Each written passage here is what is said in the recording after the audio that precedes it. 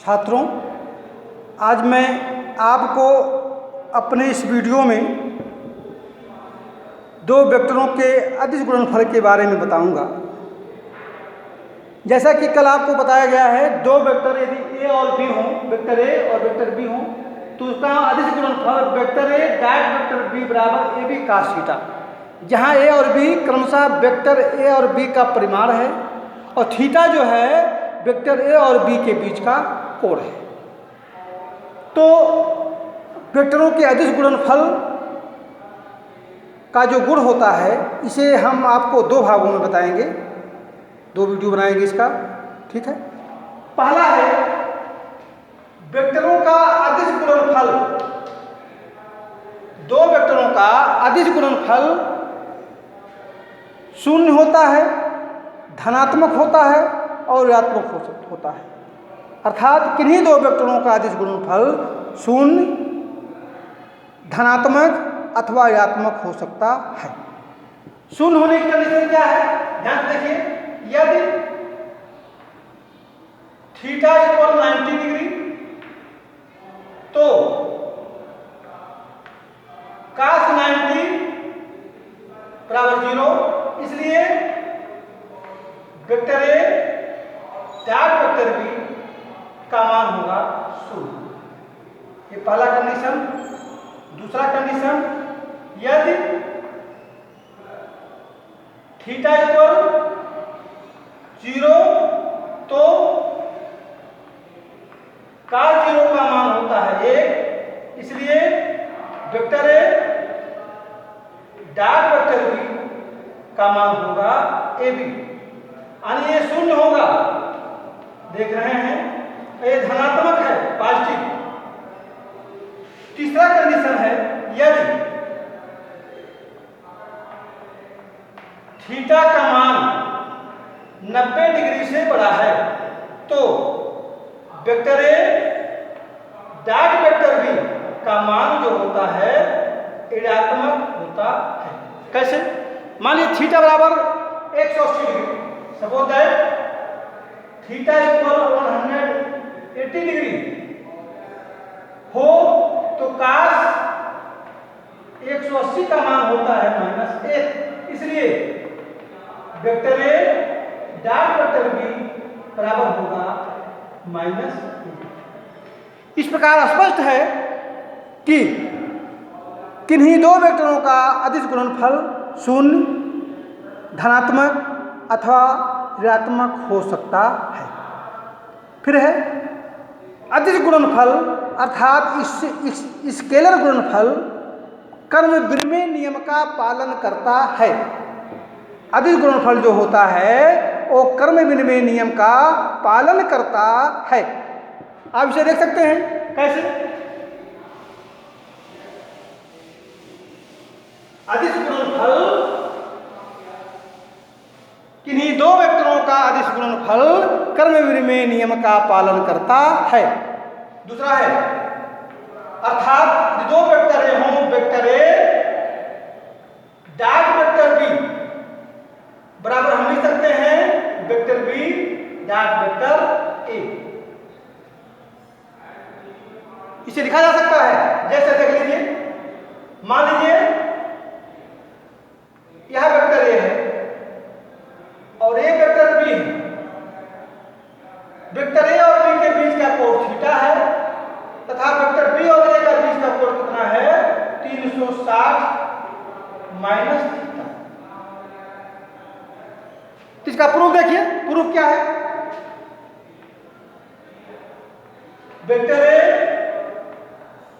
Dot vector B बराबर A B cos theta, यानी इस कोण को लिया गया। फिर vector B dot vector A, vector B dot vector A बराबर B A cos 360 degree minus theta, और cos 360 माइनस थीटा की वैल्यू होती है cos थीटा। कितना होता है? cos 360 माइनस थीटा की वैल्यू होती है cos थीटा। अर्थात इसे हम लिख सकते हैं vector B dot vector A बराबर ए बी cos थीटा। इस प्रकार आप इस संबंध से और इस संबंध से आप स्पष्ट हैं, देख रहे हैं कि इन दो वेक्टरों का अदिश गुणनफल कर्म विनिमय नियम का पालन करता है। अर्थात वेक्टर ए डॉट वेक्टर बी बराबर लिखेंगे vector B dot vector A. अदिश गुणनफल वितरित होता है। वितरण नियम गणित में नंबर सिस्टम में आपको वितरण नियम बताया गया होगा। अदिश गुणनफल वितरित होता है। मान लीजिए 3 वेक्टर आपके पास हो। तीसरा नियम है अदिश गुणनफल, सुनिएगा, अदिश गुणनफल वितरित होता है।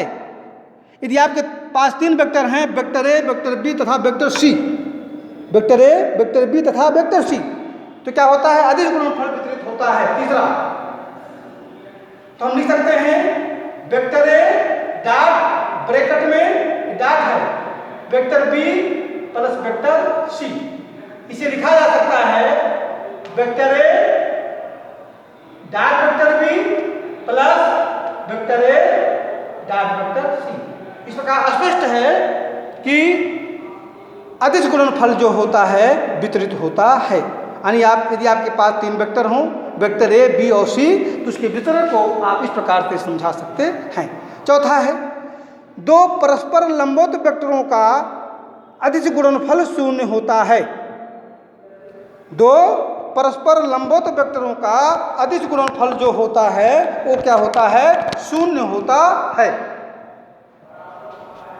दो परस्पर लंबवत वेक्टरों का अदिश गुणनफल शून्य होता है। चौथा है अन्य वेक्टर आपके ऐसे हो, एक वेक्टर ए हो और एक वेक्टर ए बी हो, ये परस्पर लंबवत हो, 90 डिग्री का कोण बनाए।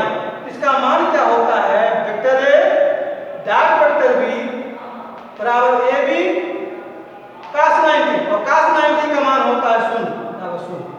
यानी किन्हीं दो लंबवत वेक्टरों का अदिश गुणनफल शून्य होता है। ये चौथा नियम है।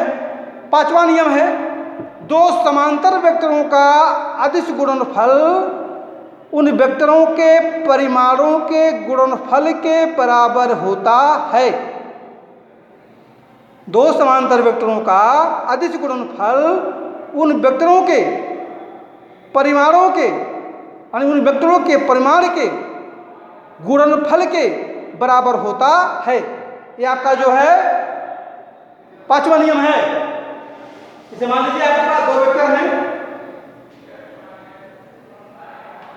एक वेक्टर ए ऐसे भी है और वेक्टर बी भी ऐसे है। ये वेक्टर ए है और वेक्टर बी है। यहाँ थीटा का मान कितना है? 0 डिग्री। यानी दो समांतर वेक्टरों का अदिश गुणनफल उनके परिमाण के गुणनफल के बराबर होता है। वेक्टर ए का परिमाण है ए और वेक्टर बी का परिमाण है बी। अर्थात हम लिखेंगे वेक्टर ए डॉट वेक्टर बी बराबर ए बी cos 0। cos 0 की वैल्यू होती है अर्थात क्या हुआ? A B. यानी दो वेक्टरों का जो परस्पर समांतर हैं उनका अदिश गुणनफल उनके परिमाण के गुणनफल के बराबर होता है। फिर छठवां है, एक महत्वपूर्ण जो है टॉपिक्स है, किसी वेक्टर का उसी वेक्टर से अदिश गुणनफल उनके परिमाण के वर्ग के बराबर होता है।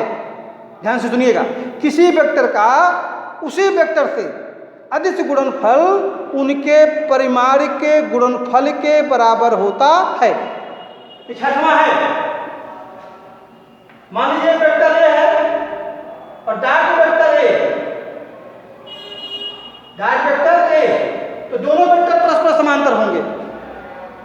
यदि एक ही वेक्टर को लिया जाएगा तो दोनों वेक्टर क्या होंगे? यानी किसी वेक्टर का उसी वेक्टर से अदिश गुणनफल उस वेक्टर के परिमाण के वर्ग के बराबर होता है। ऐसी स्थिति में इनके बीच का जो कोण होगा वो शून्य होगा।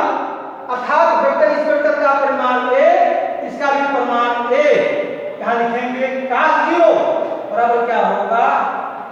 A square. इसी प्रकार आप लिख सकते हैं वेक्टर ए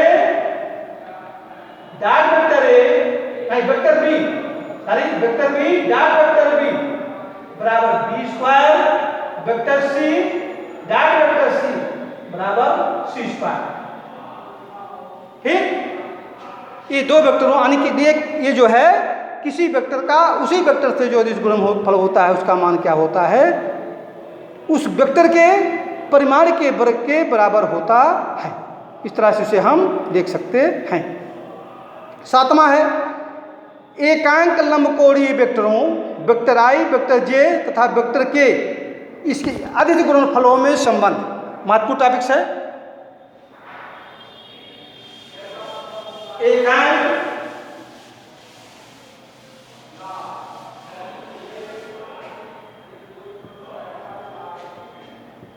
सातवां है आपका ये जो है सातवां एकांक लंबकोणीय वेक्टरों एकांक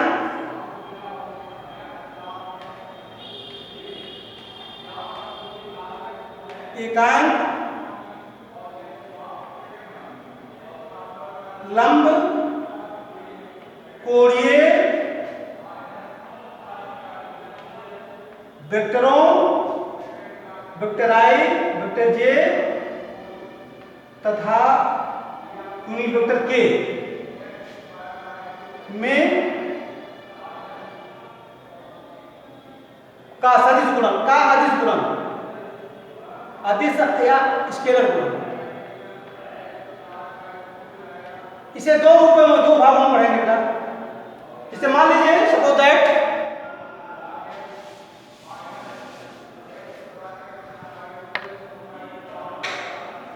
देखिए इस फिगर को ध्यान दीजिए,